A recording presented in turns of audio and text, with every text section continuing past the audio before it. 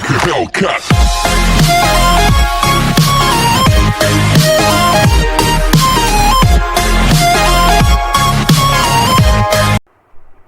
प्रिय बच्चों नमस्कार। आज हम कक्षा 9 के क्षितिज पाठ्य पुस्तक के काव्य खंड का पाठ 10 शीर्षक वाक पढ़ाने जा रहे हैं, जिनकी रचना कवियत्री ललित ने की है। अब हम सर्वप्रथम उनका परिचय जान लेते हैं। कश्मीरी भाषा की लोकप्रिय संत कवियत्री ललित का जन्म सन 1320 के लगभग कश्मीर स्थित पामपोर के सिमपुरा गांव में हुआ था। ललित की काव्य शैली को वाक कहा जाता है। वाक 4 पंक्तियों में लिखी गई कश्मीरी शैली की एक गाए जाने वाली रचना है। अब उनकी भाषा के बारे में जान लेते हैं। इनकी भाषा में संस्कृत एवं फारसी की पंडिताओं भाषा के स्थान पर सरल भाषा का प्रयोग हुआ है। वे आधुनिक कश्मीरी भाषा का प्रमुख स्तंभ मानी जाती हैं।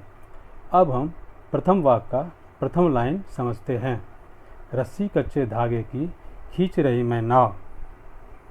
इनमें कवियत्री ने अपने जीवन की तुलना नाव से करते हुए कहा है कि वे इसे सांसों रूपी कच्ची डोरी से चला रही हैं।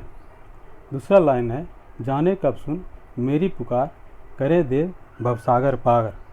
वह इस इंतज़ार में अपनी ज़िंदगी काट रही है कि कभी प्रभु उनकी पुकार सुन उन्हें इस ज़िंदगी से पार करेंगे। तीसरा लाइन है, पानी टपके कच्चे सकोरे व्यर्थ प्रयास हो रहे मेरे। इसका अर्थ है कि उन्होंने अपने शरीर की तुलना मिट्टी के कच्चे ढांचे से करते हुए कहा कि इससे नित्य पानी टपक रहा है, यानी प्रत्येक दिन उनकी आयु कम होती जा रही है।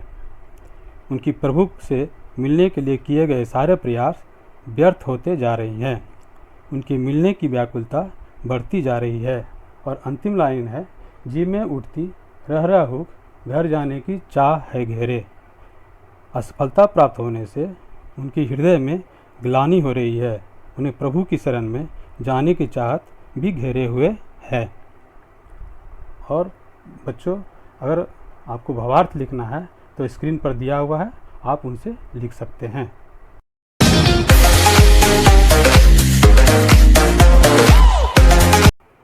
प्रस्तुत पंक्तियाँ वाक शीर्षक का दूसरा वाक है, जिसका पहला लाइन यह है, खा खा कर कुछ पाएगा नहीं, न खाकर बनेगा अहंकारी। प्रस्तुत पंक्तियों में कवियत्री ने जीवन में संतुलनता की महत्ता को स्पष्ट करते हुए कहा है कि केवल भोग उपभोग में लिप्त रहने से कुछ किसी को हासिल नहीं होता है। वो दिन प्रतिदिन स्वार्थी बनता जाता है। जिस दिन उसने स्वार्थ को त्याग कर त्यागी बन गया तो वह अहंकारी बन जाएगा, जिस कारण उसका विनाश हो जाएगा। सम खा तभी होगा संभावी, खुलेगी सांकल बंद द्वार की। अगले पंक्तियों में कवियत्री ने संतुलन पर जोर डालते हुए कहा है कि ना तो व्यक्ति को ज़्यादा भोग करना चाहिए, न ही त्याग। दोनों को बराबर मात्रा में रखना चाहिए, जिससे संभाव उत्पन्न होगा। इस कारण हमारे हृदय में उदारता आएगी और हम अपने प्राय से ऊपर उठकर अपने हृदय का द्वार समस्त संसार के लिए खोलेंगे। बच्चों, स्क्रीन पर सरल भावार्थ दिया हुआ है, आप उसे लिख और समझ भी सकते हैं।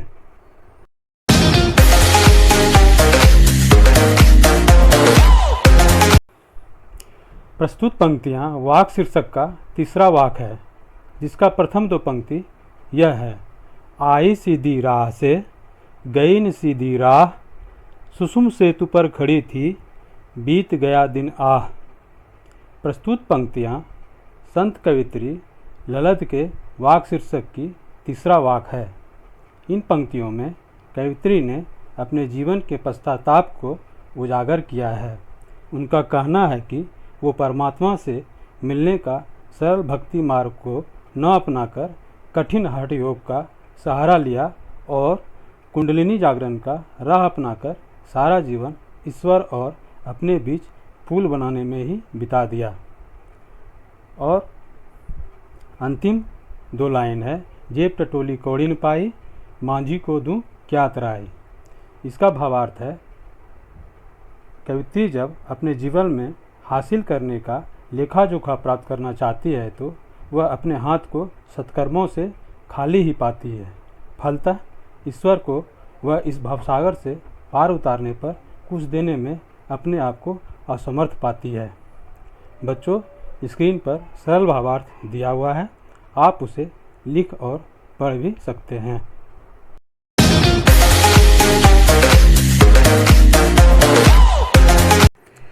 प्रस्तुत पंक्तियाँ वाक् शीर्षक का चौथा एवं अंतिम वाक्य है।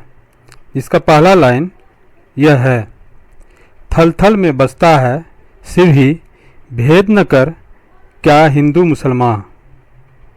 इन पंक्तियों में कवयित्री भेदभाव का विरोध और ईश्वर की सर्वव्यापकता की महत्ता को उजागर की हैं। उनका कहना है कि हमें हिंदू मुसलमान अर्थात धर्म एवं संप्रदाय के आधार पर भेदभाव नहीं करना चाहिए। और अंतिम दो लाइन है, ज्ञानी है तो स्वयं को जान, वही है साहब से पहचान। ये अंतिम दो पंक्तियों में कवित्री ने ज्ञान के महत्व पर प्रकाश डालते हुए कहा है कि सच्चा ज्ञान अपने आप को जानना है और अपने अंदर उतरना है, और यही ईश्वर से मिलने का एकमात्र साधन है। बच्चों, स्क्रीन पर भावार्थ दिया हुआ है, आप उसे लिख और पढ़ भी सकते हैं।